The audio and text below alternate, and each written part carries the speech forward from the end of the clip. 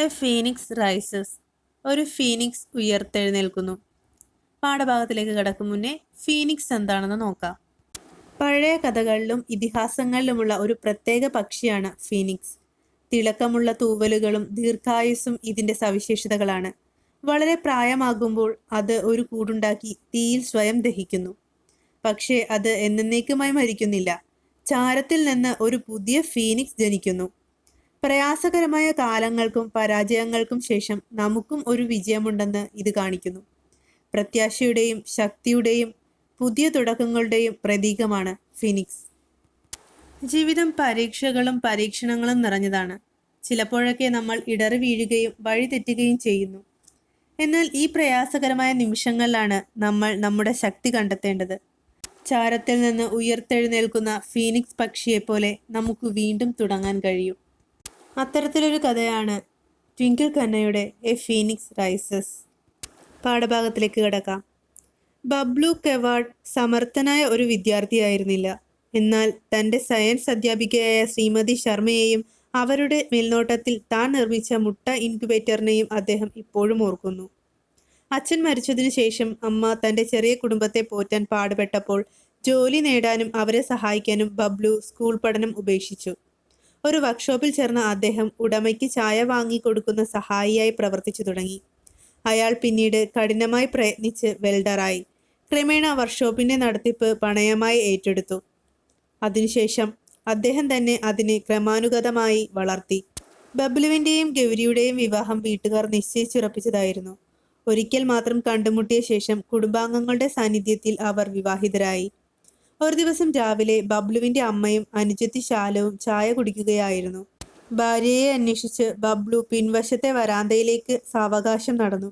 ഗൗരി കയ്യിൽ ഒരു തുണിക്കഷ്ണവും പിടിച്ച് ബാത്റൂമിലേക്ക് തിടുക്കത്തിൽ നടക്കുന്നത് അയാൾ കണ്ടു. സാനിറ്ററി നാപ്കിനുകൾക്ക് പകരം സ്ത്രീകൾ പഴന്തുണി കഷ്ണങ്ങൾ ഉപയോഗിക്കുന്നുണ്ടെന്ന് അയാൾ അവളിൽ നിന്ന് മനസ്സിലാക്കി. അന്നു വൈകുന്നേരം വർക്ക്ഷോപ്പിൽ നിന്ന് മടങ്ങുമ്പോൾ ഒരു സമ്മാനം നൽകി ഗൗരിയെ അത്ഭുതപ്പെടുത്താൻ ബബ്ലു തീരുമാനിച്ചു. അദ്ദേഹം ഒരു ചെറിയ കടയിലേക്ക് പോയി. കടയുടമ പെട്ടെന്ന് നാപ്കിൻ പാക്ക് ഒരു പഴയ പത്രത്തിൽ പൊതിഞ്ഞു. അമിത വില കേട്ട് ബബ്ലു ഞെട്ടിപ്പോയി. പക്ഷേ കടയുടമ പറഞ്ഞ 40 രൂപ നൽകി.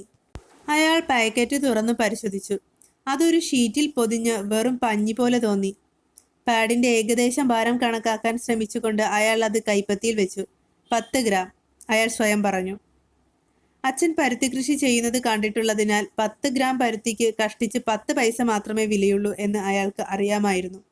എന്നാൽ ഇവിടെ അയാൾ ഈ പാഡുകൾക്ക് ഓരോന്നിനും 4 രൂപ കൊടുക്കുകയായിരുന്നു.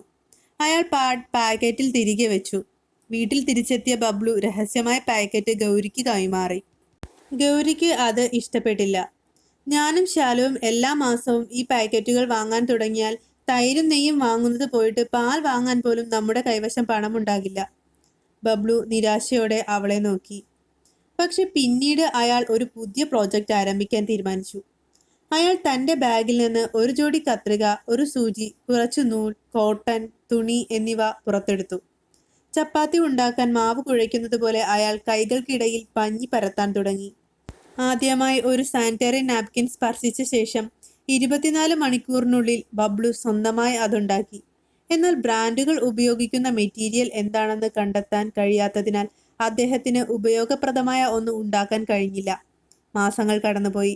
പാടുകൾ നിർമ്മിക്കാൻ ബബ്ലു വ്യത്യസ്ത ഗുണമേന്മയുള്ള കോട്ടണും മറ്റു വസ്തുക്കളും ശേഖരിച്ചു. സാനിറ്ററി നാപ്കിനുകൾക്ക് പകരം മിക്കവാറും സ്ത്രീകൾ വൃത്തിഹീനമായ തുണിക്കഷ്ണങ്ങൾ ഉപയോഗിക്കുന്നത് അവർക്ക് വില താങ്ങാൻ കഴിയാത്തതുകൊണ്ടാണെന്ന് മനസ്സിലാക്കിയ അദ്ദേഹം തൻ്റെ പരീക്ഷണങ്ങൾ തുടർന്നു. ഇതവരെ രോഗബാധിതരാക്കുന്നുവെന്നും അദ്ദേഹം മനസ്സിലാക്കി. മറ്റാരും ഇത് കാര്യമാക്കുന്നതായി തോന്നിയില്ല. അയൽപക്കത്ത് ഓടി നടക്കുന്ന കൊച്ചു പെൺകുട്ടികളെ അദ്ദേഹം നോക്കി. അവർക്ക് ഒരു നല്ല ജോഡി ചെരുപ്പ് പോലും വാങ്ങാൻ കഴിയുന്നില്ല. അവർക്ക് എങ്ങനെ മാസം തോറും പാടുകൾ വാങ്ങാൻ കഴിയും? ഇക്കാര്യത്തിൽ അദ്ദേഹത്തിന്റെ പരീക്ഷണങ്ങളും അമിതമായ താല്പര്യവും കുടുംബത്തിൽ പോലും ചില അസ്വസ്ഥതകൾ സൃഷ്ടിച്ചു.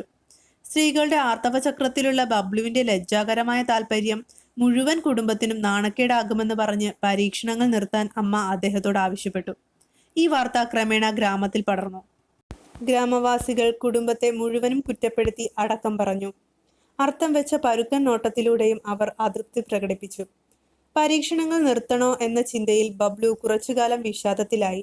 എന്നാൽ മറ്റുള്ളവരിൽ പരീക്ഷണം നടത്തുന്നതിനു പകരം സ്വയം പരീക്ഷണം നടത്തുക എന്ന ആശയം അദ്ദേഹം ആവിഷ്കരിച്ചു. ഒരു സുഹൃത്തിന്റെ സഹായത്തോടെ അദ്ദേഹം കുറച്ച് രക്തം ശേഖരിച്ചു.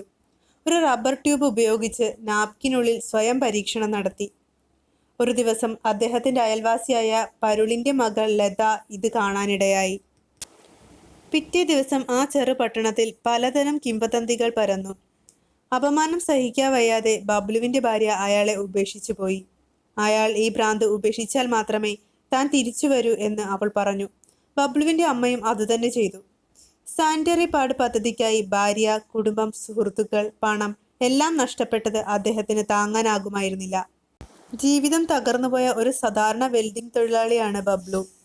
ഭാര്യ ഗൗരിക്ക് ഒരു സമ്മാനം നൽകണമെന്ന ആഗ്രഹം കൊണ്ടായിരുന്നു അയാളുടെ പരീക്ഷണങ്ങൾ. ഗ്രാമത്തിലും പുറത്തുമുള്ള എല്ലാ ദരിദ്ര സ്ത്രീകൾക്കും വേണ്ടിയുള്ള ഒരു സമ്മാനം.